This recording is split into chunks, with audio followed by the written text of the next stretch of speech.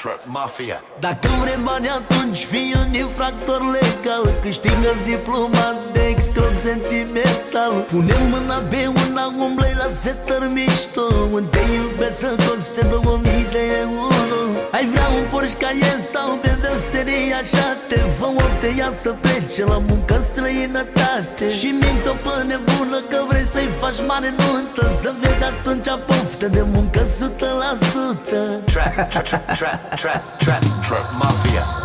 Eu cu iubirea mea plec în Elveția.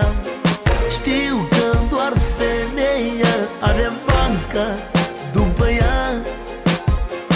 Nu spune că sunt unii așa și pe dincolo, că lor le intră pe lună 10.000 de euro.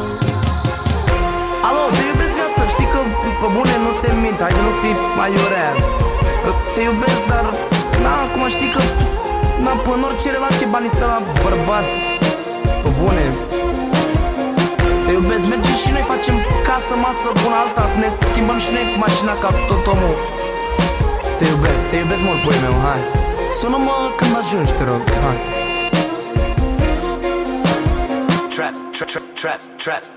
Trap Mafia. Invidia se naște la omul fără putință, care visează școala de când e la grădiniță, care vrea calmitate când de ciudă face crize și visează în bani în clasurul cu surprize. Mai bună, hai să te învăț eu cum stă treaba, să nu te mai agiți, să nu mai transpiri degeaba. De unde atâția bani de-și face lumea palate, nu de muncă cinstită, din infracțiuni spălate.